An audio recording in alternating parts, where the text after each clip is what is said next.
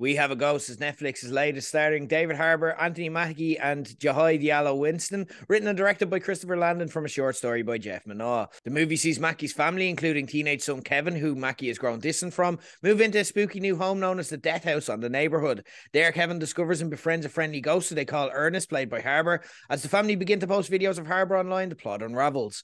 You'll likely hear this a lot from me, if only because it's the truth in the way it is, but this is your bog standard Netflix fare. It's got loads of names attached to it. It looks really expensive, it's loud, colourful, and at the very least, it's watchable. Again, these Netflix releases have a high floor. You can watch them on a Saturday night, and they're not terrible and going to offend you, but there's little to nothing in the way of actual substance that you're going to remember for.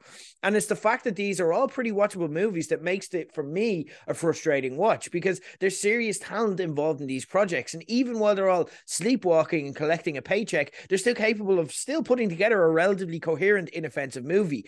But what kind of gets me here is the reason that it becomes kind of blah and forgettable is the lack of passion for the project that always shines through for these. The times where you can see the writers just half-arsed the plot point and just replaced it with an expensive set piece because they had the money, and thinking about it required a level of giving a shit that they just didn't have. For example, Ernest the Ghost can't speak. He can groan, he can make general noises, and he understands words though, so I don't understand why the ability to speak isn't there. He has no memory of his death, and he can touch people but can't be touched. And why are any of these the case? For absolutely no other reason other than the plot wouldn't work at certain points if they weren't. That's literally it. And also as well, just that begs the question, why would you pay David Harbour all of that money and not let him rattle off at least a few lines? It feels like he's on a bet here to show that he can be a great actor with zero dialogue, and I'm not sure if he's the one who won or lost, to be honest.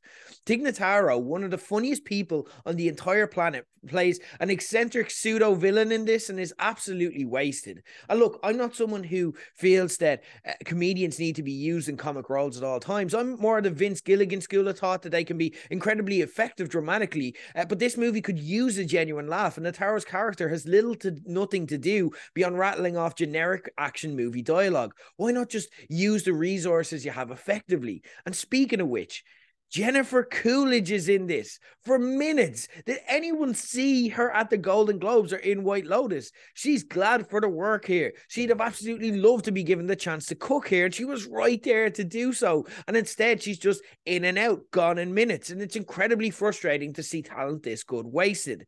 There are times similar to Cocaine Bear where this movie gives you a taste of some of the more interesting roads it could have gone down instead of going for a walk down generic drive.